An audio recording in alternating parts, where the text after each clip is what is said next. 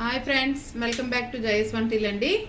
ఈరోజు దబ్బకాయ ఊరగాయ చేస్తున్నానండి. దబ్బకాయలు తీసుకున్నాను.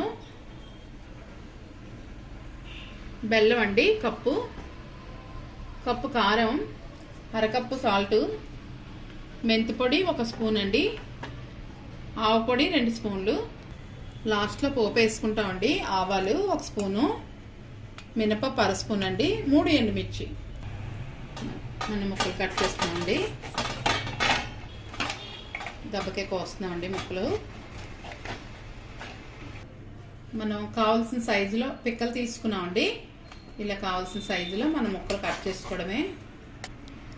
మనం కాయలు కడిగించుకొని ఇలాగా ముక్కలు కట్ చేసి పిక్కలు అవి తీసుకొని ఇలా కట్ చేసుకున్నామండి. ఇప్పుడు ఇవి మనం కుక్కర్లో 5 విజిల్ వేసుకుందాం. మనం కుక్కర్లో వేసుకుంటున్నామండి.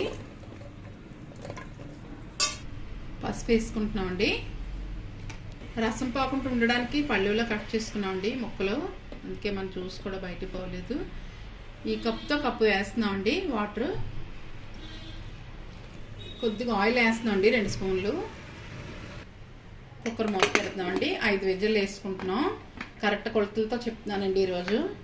ఈ దబ్బకాయ అయిపోయిందండి.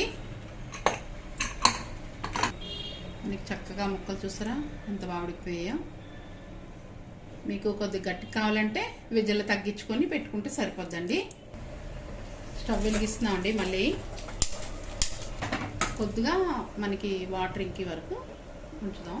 పోపు వేసుకుందామండి. చల్లారాలి కదా, దానివల్ల పోపు వేసుకుందాం.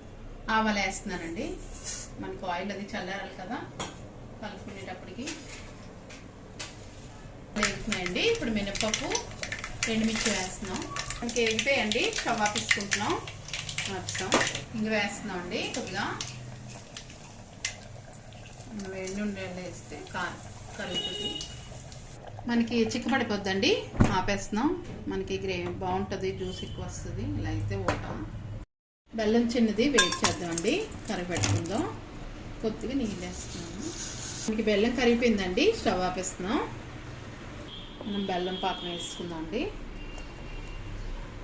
మనం బెల్లపాకు వేసి కలిపిసుకున్నామండి. ఇప్పుడు మనం కలుపుకుందాం. కారం మనకి అన్నీ చల్లారిపోయండి. అన్నీ చల్లారకే కలుపుకుంటున్నాం. ముందుగా వేసుకొని చల్లారి పెట్టుకున్నామండి.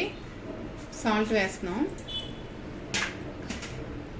మెంతి పొడి వేస్తున్నామండి, ఆవు పొడి వేస్తున్నాం, ఆవాల పొడి వేసామండి, కారపొడి వేస్తున్నామండి. మనం మొత్తం కలిపిసుకుందామండి.